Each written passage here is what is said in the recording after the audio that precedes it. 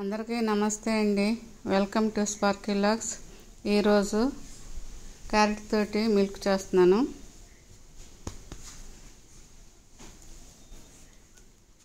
ఒక క్యారెట్ తీసుకొని పై తొక్కంతా తీసేసి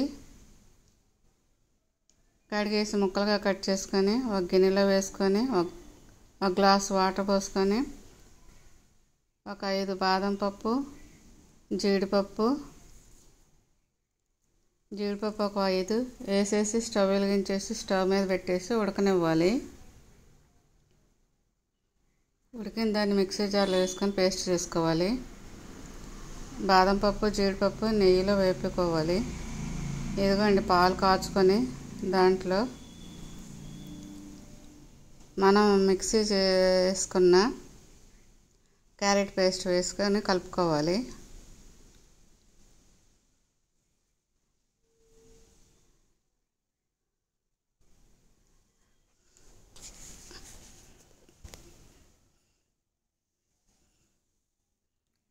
ఇదిగోండి కలిపిన తర్వాత ఏ విధంగా రెడీ అవుతుంది.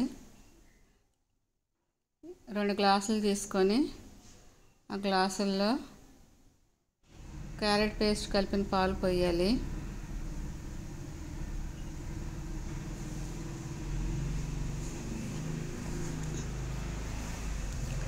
క్యారెట్ పాలు రెడీ అండి.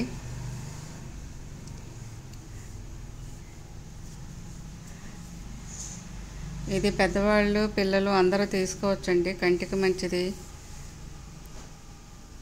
స్కిన్కి కూడా మంచిది.